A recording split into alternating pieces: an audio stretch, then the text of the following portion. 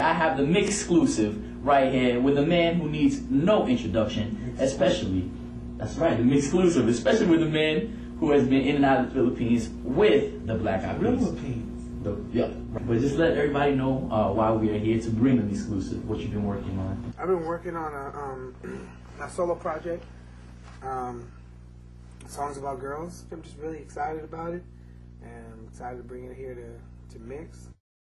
Apple's that's my best friend and shit. He told me about Mix. He was like, "Yo, Will, I'm doing this thing with Mix." Right. And I was like, "Really, dude? That's big." I got all jealous, but anyways, yeah, that's my dog, dude. Of course, with it being your solo album away from the Peas, right, the Black Eyed Peas. I mean, like, how is it different or been different? Just getting songs about girls. I mean, how's the creative process been? How's it been different from the group project? Oh well. Songs About Girls in my solo album is enormously different than Black Eyed Peas because it's a concept album. Mm-hmm. You know, I wrote about a specific relationship throughout from beginning to end. Some songs may drift like the Donkey song and I Got It From My Mama, but those songs were written as theme music to the mentality of dudes when they go out to clubs, you know, that kind of like eventually, you know, leads them into cheating if they have a girlfriend or whatnot. I don't think so. Of course, you're not condoning cheating in this. I'm not condoning. It's drawn from inspiration, personal inspiration. I'm not condoning cheating. I'm just venting and letting out. You know, I don't have any regrets in my life, but the only thing that I do wish I could undo is the fact that I hurt my ex-girlfriend like that, broke her heart. You know, she broke my heart. Right. You know, but I could write about it. Yeah, absolutely. You know, I don't know if she could write about hers. So she's a strong person and whatnot. You know, I wish we could, you know, go kick it and whatnot. But, you know, she got a boyfriend. We cool. That's what's important at the end of the day, I guess.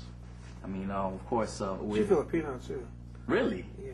All right, well, going back to, I mean, you mentioned Apple. That's your man, right? That's your boy. I mean, like, how did that, I mean, both of y'all, I mean, how did your career start off? I mean, how did you get into the music industry? I mean, take us through the steps. I'm from the projects in East LA, okay. All Mexicans, only black family. My mom was real strict. You can see the pictures on the wall. I see the pictures, man. She had us wear suits, hence the reason why I wear suits today, or vests. And can't wear sports socks, gotta wear like colored dress socks. So that's since the beginning, you know. So Apple lands in my living room in 1989. And, you know, my uncle knew his foster dad, and his foster dad needed to enroll him in school, but it was working. So my uncle volunteered my mom to take care of Apple.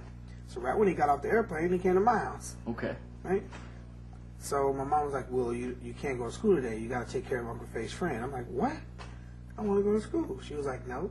I was like, "Anyway, so here's this dude, and here, you know, like, what up? He can't speak English." So you help him out with that? No. You know, he was like, dun, dun, dun, dun, like the King Fob dude, like the King Fob dude. Like the King Fob, right? All right. And you know, he was like, I was like, "You know how to dance?" He was like, so he did the Running Man. I was like, "Wow, they got that. They got that in the Philippines." He was like, "You know, we're trying to find a way, you know, how we talk to each other." So we're hanging out like every weekend, for like 6 months, and then from then. That's how that relationship got started.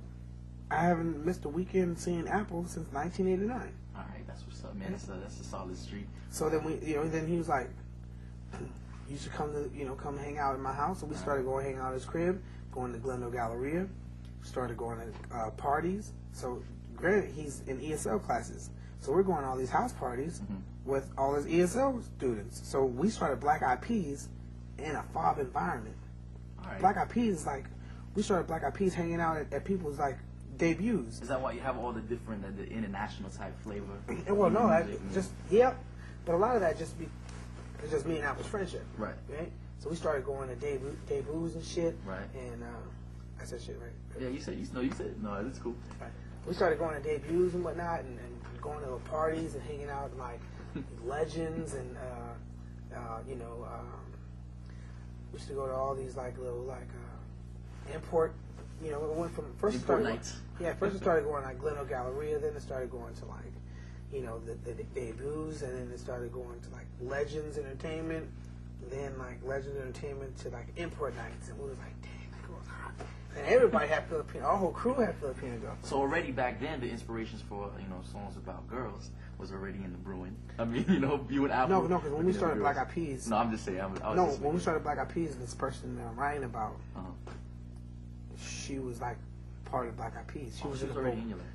She was in our life. When we started Black Eyed Peas, we started Black Eyed Peas in July. Okay. I met her in October. Yeah, you did. And she would, you know, take us to the open mics. We didn't have cars. You know, she used to use her dad's car.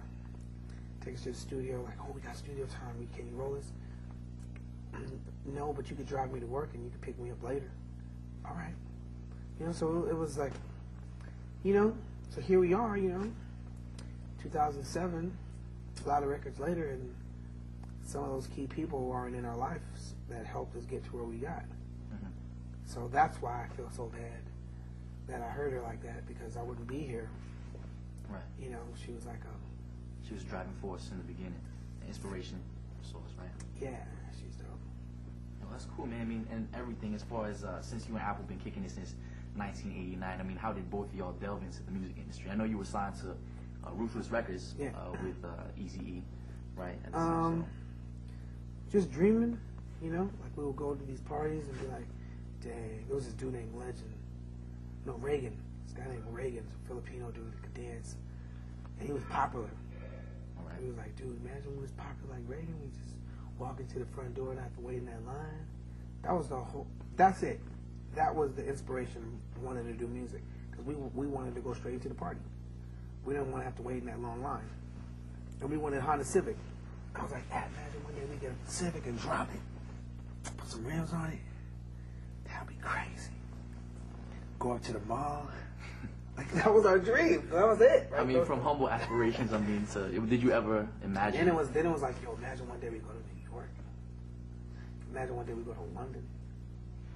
Imagine one day they play our video on MTV. You imagine one day we go to Japan. Wow, Japan, dog. You imagine one day, Australia. Imagine we go to Australia. Yo, app. What do you think it's going to be like when you go back to your country? Oh, man. So we go to his country. App. Dog, you see that, dude? You're like Bob Marley here. like it ain't what Fergie who, Will who, Taboo who. It's all about Alan. That's not even Apple. It's Alan. Is it just like that, man? It's Alan. Alan. Wait, what's Alan? That's my dog, right? He's like large, dude. There. Yeah. You know, and it's dope. And all they gave him a day, Alan Pineda Day, June 23rd.